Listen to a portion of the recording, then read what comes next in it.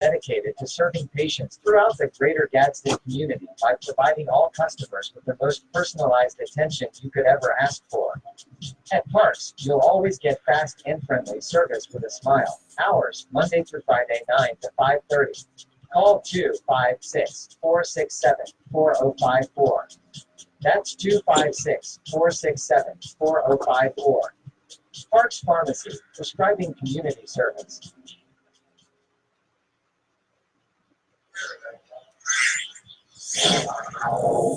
It's WMGJ Radio.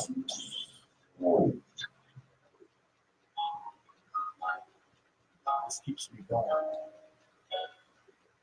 These days when I feel like giving up.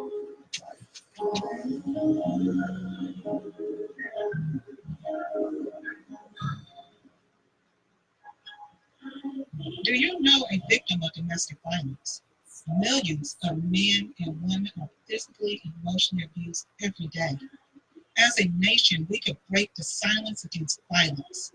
Taking a stand with me, Theresa Scott, on WMGJ, Magic 1240 AM, every Wednesday afternoon at 12:30.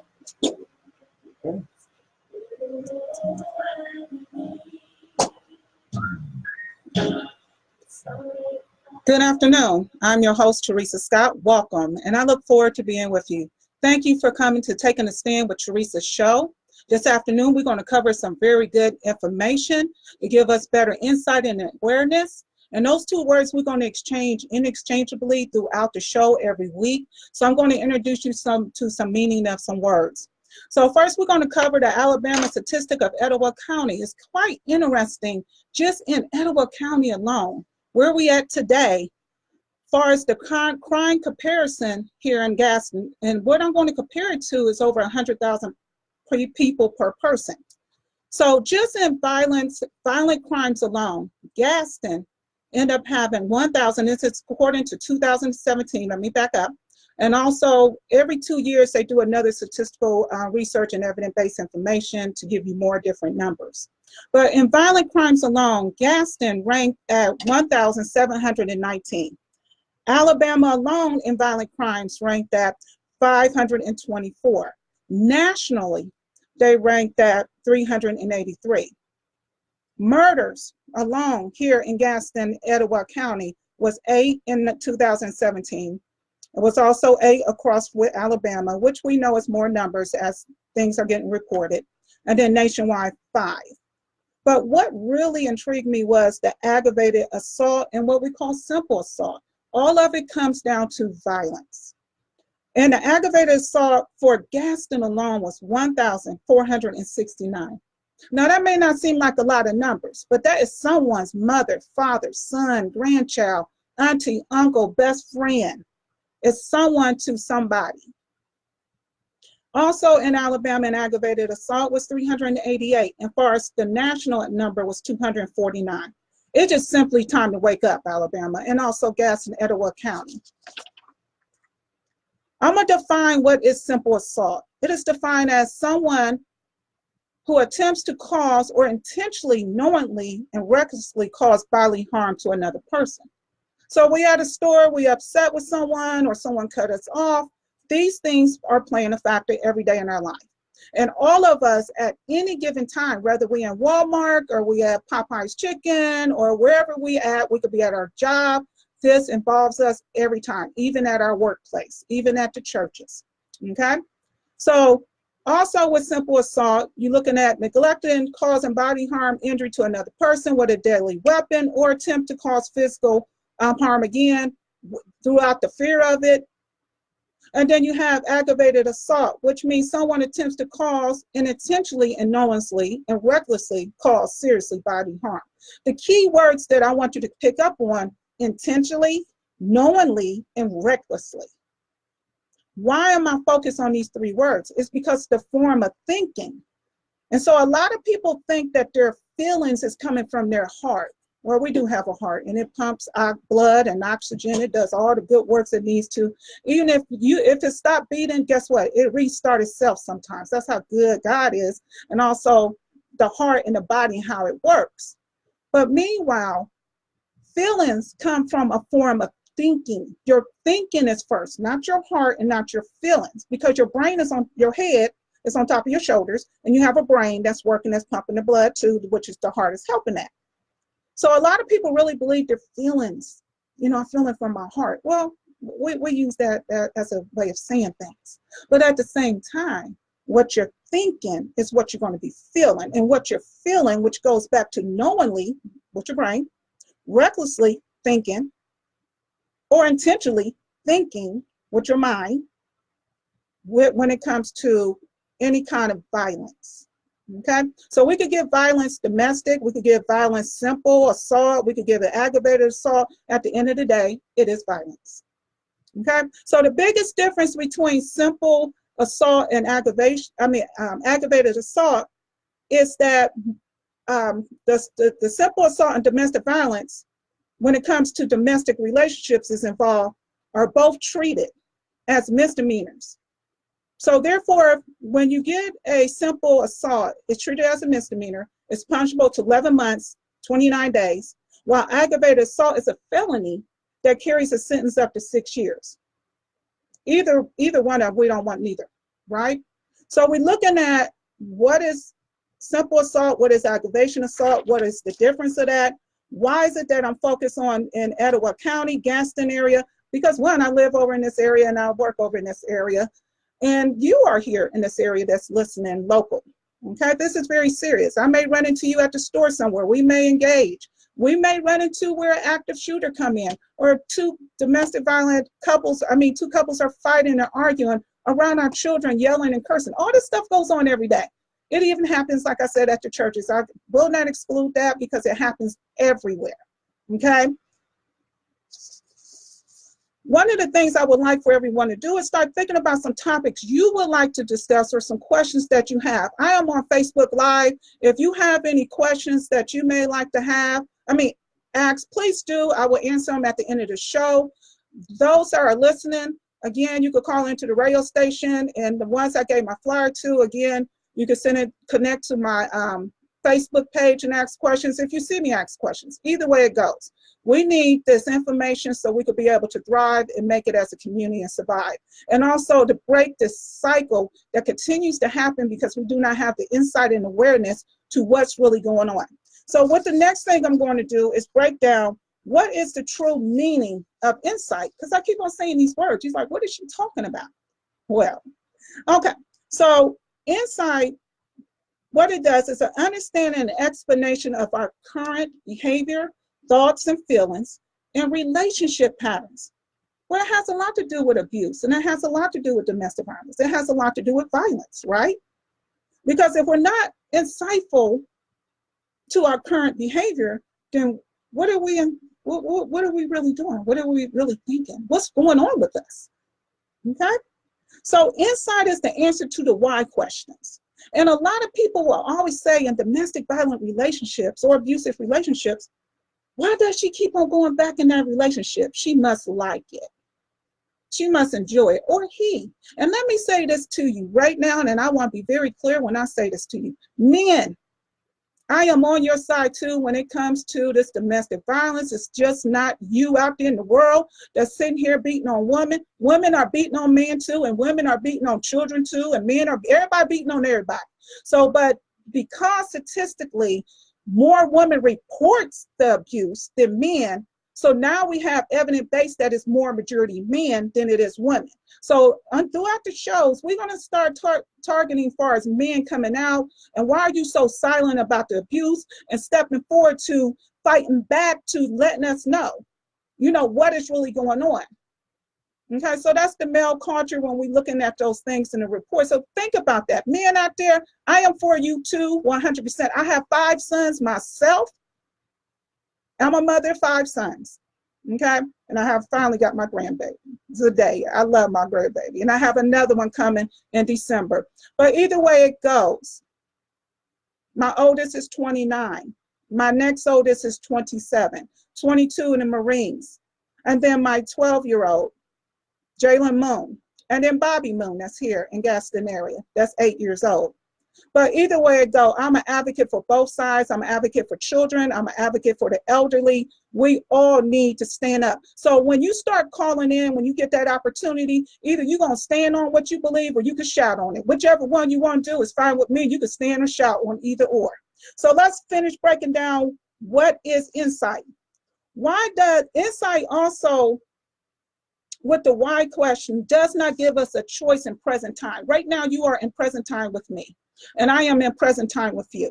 This is what we mean by present. Because most times in our mind thinking, we either in the present, we are in the past, or we in the future. We operate in all three tenses. That's why they teach us this in school, right? Right now, even though you're in the present with me, you're thinking about as soon as you get off the trail, you're about to go eat something, do something. You are in the future. Come back to the present. Or you're thinking about something that reflects back to your past, something I just said, and I need you back in the present. So learning to operate in the present is a more peaceful harmony, and that goes back to spirituality, go back to these other areas as a human being and our form of thinking when we start thinking about these things. So again, insight is understanding and it's an understanding and explanation of our current behavior, thoughts, feelings, and relationship patterns based on past experience, right? Awareness, that is noticing and experiencing our thoughts and behaviors in what? Real time. Right now, we in real time, which I just mentioned, is the present, as they happen and not after the fact.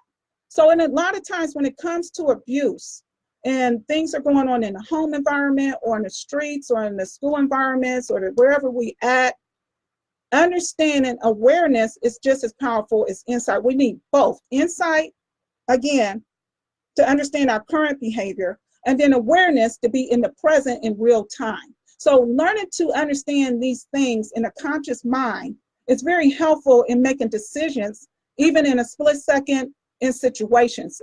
You will be surprised. It's like riding a bike. Once you start keep on hearing it, you get used to it, you get to operate in it and function and talk about it. The more we talk about it, the more we can operate in it. So this is why I'm introducing this time with the show, and throughout the shows and every week, I'm going to say insight and awareness. And again, if you're not sure, I'm going to put it on there to where you can actually see what it means as well, because it's very powerful and we need that. We believe in a higher power, we definitely need that. If you don't believe in a higher power, that's fine. Whatever you believe in is okay with me. The thing is, believe in something greater than you that could be able to pull you out of or help you and do your transition in your life. Also, awareness gives us a choice. Why? Because it's in real time. So now I'm going to define what is abuse, and I'm also going to define what is domestic violence. Abuse is improper use or treatment of a thing, often unfair, improperly gaining benefit. What benefit is this person gaining? Well, the person gains control. They could gain power. They gain many things. It's very dysfunctional and unhealthy how they're going about it. But to them, it may be normal for them to be experiencing what they are, depending on the home environment they come from. Again, in these shows, we're going to be covering parenting skills. We're going to be covering a lot of things that you think we will not cover. And like I said, please give some topics and some things you love to talk about, and I'll be happy to discuss that. Abuse can come in many forms. It could come in physical, verbal, maltreatment, injury, assault, violation, rape, injustice practice, criminal, and other types of aggression. The number one symptom of abuse is fear. The number one symptom, like you have a cold symptom, okay, to abuse is fear. If I can put fear in you, then I have the control and power to manipulate and do everything else I am doing. Abuse also comes in a physical, sexual, verbal, emotional, mental, psychological, financial, economic, cultural, identity, and spiritual ways. Out of these areas, it's very, very in depth. We excuse one for the other one, or we don't believe this is happening. You know, the relationship that a person could be in. They could say, I never experienced any kind of form of abuse. But when I sit down and I really listen to what they're saying, they don't even realize that they're being abused. And it may not be the way they think it should be. A lot of people think it's hands-on. Can we get out that mind frame? It's not only hands-on. That's the part where it leads to the point where you get the charges, when it becomes physical. We're looking at the part before it gets physical, throughout the time period. Domestic violence is also called intimate partner violence, IPV. Domestic abuse or relationship abuse. It is a pattern of behavior used by one partner to maintain power and control over another intimate partner, just like I've mentioned before. And we're going to go over what they call a power wheel too, and it goes more in depth into those areas I just mentioned to you, defining what abuse is. Remember, domestic violence does not discriminate. Any race, age, sexual orientation, religion, gender can be a victim or a perpetrator. What does domestic violence include? Let's talk about that. And we kind of talked about it a little bit in the abuse area, but it still follows. And most behaviors has a pattern to it, like it's done over and over again. So the patterns and behaviors that are physical, sexual violence, that's a big thing today. We have so much of this that's hidden, that's going on. This is why we have the different agencies out here to help. It's happening to children, it's happening to elderly, it's happening to us adults, it's happening in the professional area, it's happening in the churches, it's happening at work, it's happening everywhere. We cannot just keep on being that bystander and acting like it's not going on or keeping a closed mouth. As I mentioned last week, you know, a lot of people like to talk about things or talk about people and situations, but how can you use your words to help others? Not hinder or hurt them, but how you can help them is by gaining insight and awareness to what's actually going on to help empower them. And that's why I'm here today. So the pattern of behavior that are also using intimidation, as I mentioned before, using emotional abuse, using isolation. What do you mean isolation? You know, usually in certain areas, it depends on your finance, economic status. In other words, if you're low income, you may not be able to do what I'm about to say, or you may, okay? But I know if you're making quite a bit of money, you're gonna be able to do exactly what I'm about to mention. And that is, you take your spouse and you move them in an area, in a home, over 100, well, about however many acres of land, where the home is really so far away from another home, okay? And most abusers will do that. They will isolate that person. Now, it's kind of hard to isolate if we in subsidized housing and we living right next to each other, but you can isolate them inside the apartment, don't get it wrong, where they're not coming out. But what I'm trying to mention is, in these other areas where people have more finances to do and manipulate the way they want to, they get the victim in a more secluded area. So when abuse is going on, it takes a minute to get to your car. It takes a minute to get out the area you at. They don't hear you yelling, screaming, or reaching for help. You are pretty much trapped and stuck, and it's a very scary situation. Okay, so we'll go more into that as well too. Another form of domestic violence include minimizing and denying and blaming. Oh my God, I love the you statement when I listen to people, you did this and you. I always ask the question, do you know your alphabets? And if you do you know them in order? Because I always learn them in order. Did you learn them in order? I comes before you. So when you're saying you are blaming, you're not taking responsibility. But the moment you start saying I, you are taking responsibility, you're being accountable for what is going on, and you are providing that you have insight and awareness to what's going on. Nevertheless, with the past experience, but the current. Remember, we was just talking about that.